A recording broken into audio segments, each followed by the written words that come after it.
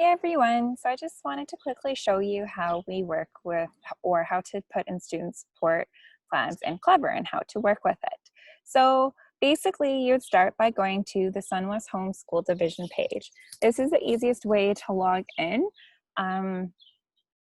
for various reasons, but I also find it's the easiest way to add a student. So you click here, go into staff, and once you go into staff, you will click onto ClevR. So the reason why this way is important is we need to make sure that the domain, it says the Sunwest School Division domain, because if it's not there, then you'll have problems logging in. So basically all you do is you just type in your Sunwest username and the password. So easy peasy. It updates automatically when you update your password when it's time for us to do it. So whatever your current password is with the DLC, or I mean with Sunwest, that is the same password you would use for ClevR. Okay.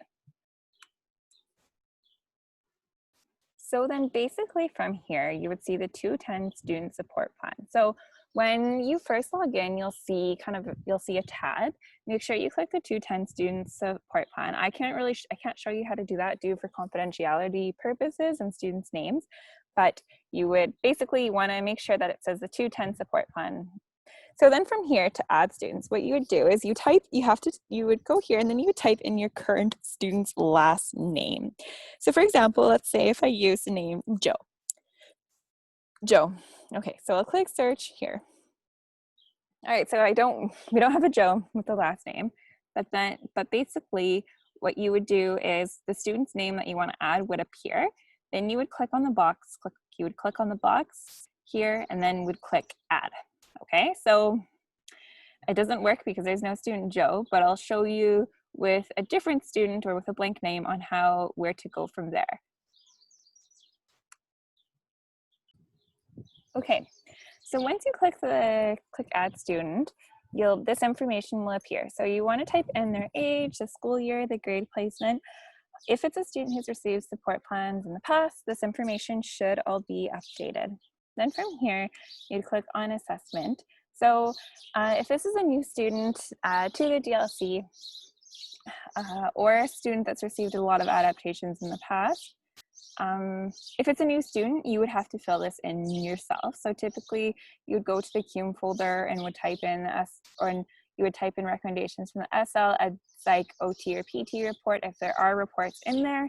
And then you would also type in your observations on what you know about this student and how they learn best. So basically this information will then be transferred for the next school year's teachers so that they know, and it also helps the ministry just to keep track of the information that we have about students.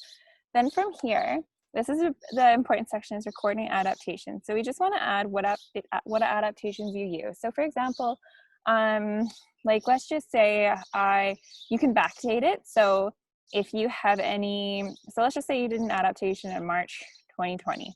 So on the 12th, and then you would say the classroom teacher. So for me, it would be SST Emily. What's been tried? I can say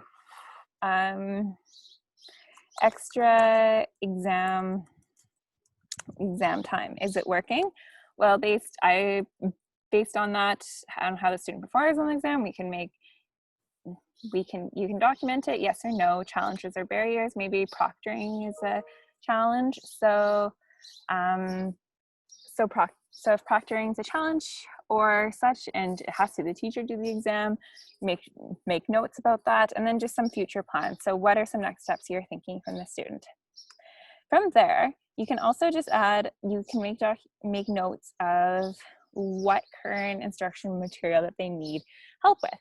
So a lot of this is meant for a actual classroom, but there are some things that you can do. So that you can do distance-wise, like for example, provide concrete materials or more visual supports.